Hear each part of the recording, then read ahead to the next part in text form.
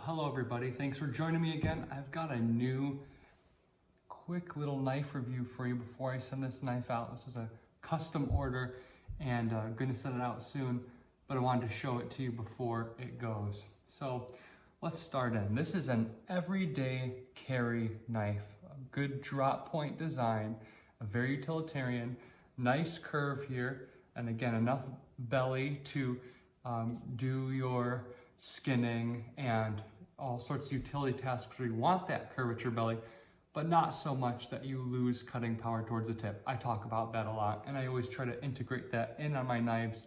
A lot of times it's too curved up here towards the tip.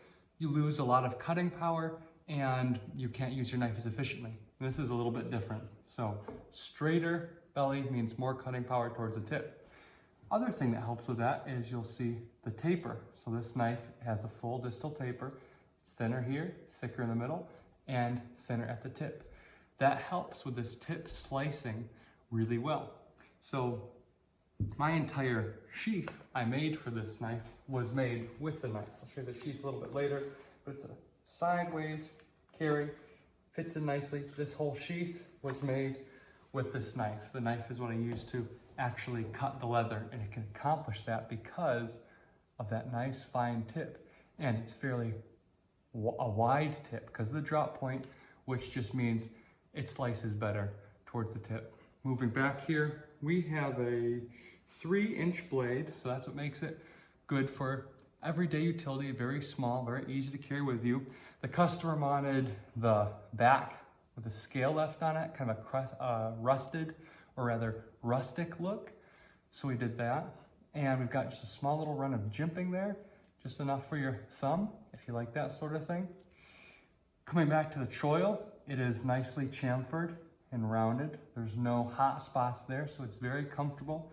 And actually this knife grips very well. So the handle is only about 3 3/4 inch long, but with the swell right there and with just the taper of the edges and the swell there in the middle, it holds very comfortably and very securely.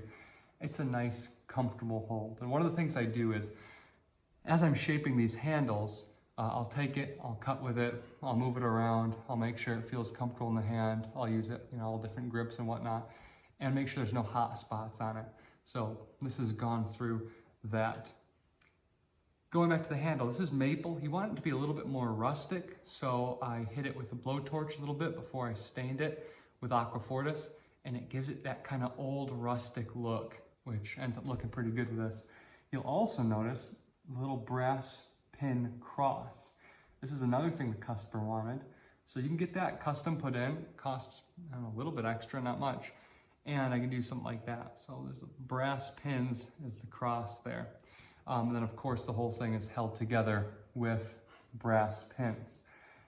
So there you go. Nice clean spine, nice convex edge. I'm going to show you how that cuts here in a little bit. The run of jimping. It's a 1095 high carbon steel, and it's passed all my quality tests. I do a little chopping into brass and whatnot, baton it into brass to make sure that edge doesn't roll or anything. So it's a very fine edge, but it's certainly durable enough to hit or come into contact with any kind of organic material you might encounter in the field, like even a bone or skinning an animal, the hair, all that stuff. It's going to keep its edge really well. And the other great thing about these knives is they sharpen up really quickly. Most of the time, I carry a little sharpening stone with me, but you don't even need that. A lot of times what I'll do for my knives, it's a pack I have here I made, I just use the leather right here, and I'll just strap my knives on that little piece of leather, and 90% of the time, that's all they need to stay really sharp. Let's get in here, and I'm going to show you just a little bit of its cutting potential so you can watch how it's done. So here you'll see some leather, and I can just go straight through that. I don't want to mess with this too much because I'm actually going to use this leather for projects, but it just goes right through it. And cutting through leather can be very hard, and that's why they have knives that are made for it. But as you'll see, this is just very, very smoothly gliding through. Look at that, just like that. So leather, it just glides right through it, like it's not even there.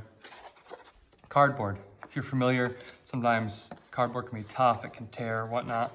This knife cuts really nicely through cardboard. Cardboard is a good cutting material or medium that will show you if your edge geometry is good. So this goes nicely through cardboard, no trouble there.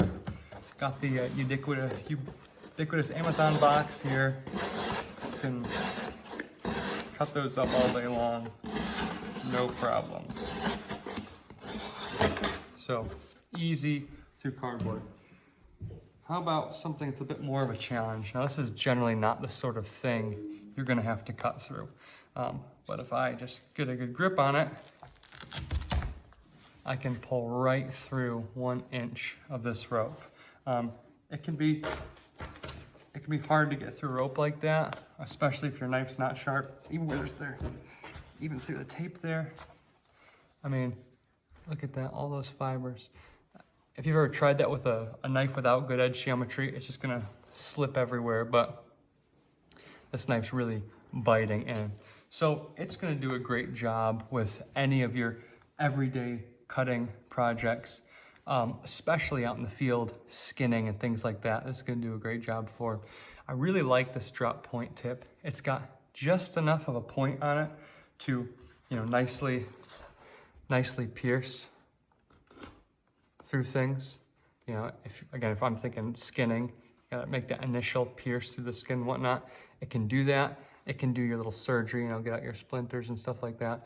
But, and it's thin, but it's thick enough and sturdy enough to where it can take a lot of abuse. And these tips are just incredibly sturdy. So this is a great overall everyday carry design. That drop point, the gentle curve from the heel all the way to the point works super well for food and vegetables and rope and everything you're gonna throw at it. That convex edge holds its edge very, very well, yet it glides through material like this, super, super easy to resharpen. And it's just about the perfect everyday package you could ask for. Let me show you the sheath here. All right, a sheath like this is gonna cost a bit extra because this takes a lot of work to do. But pretty much when you've got one like this, it's mounted and it's canted to the side. A lot of guys like that because it stays more in line with the body. It's not quite like, totally horizontal, but that canted just stays close and tight to the body. Very easy to get out and very nice to put back. If you want to, you can, goes under the shirt very, very easily. And it's non-existent at that point until you want it, of course. And it just looks cool. I mean, I think more than anything, these types of sheaths just have a really cool look to them. So let me show you the sheath and its quality. So what we've got here is 3 layers of 8-ounce leather, and they are all fit together. And they're burnished, and they're glued and sewn and wet formed to the knife, and then of course a beeswax finish to make it stiffer and to make it weatherproof. And you can see the loops just go through there and there. It takes a natural curve, but if you wanted to swing it around, you could do that and it would just eventually naturally curve the other way. It's leather, so it's just gonna conform to whatever you use it for. Got a nice little brass rivet through here, giving it some tension so this isn't falling loose. And as you can hear, there's gonna be a very positive snap when it goes in, just like that. Kind of like Kydex, you want that sound when it goes in. So red's red, kind of a dark chocolate brown, and again, it's just all burnished and done. Now this takes hours and hours to do. It's hand sewn, and it's hand waxed and rubbed and all that. There's no pattern for it. I have to make it custom for the blade you're buying. And like I said, I make the sheath with the knife. So that's kind of cool. And these come together in a neat little package. So overall, this knife runs $250 with a regular sheath. And then if you get a sheath like this, it adds a bit. I've got to figure out what exactly it'll add. But for around that, you can have a really good, have it forever, everyday carry system that of course you can pass on for generations, because it is, you know, the highest artisan quality.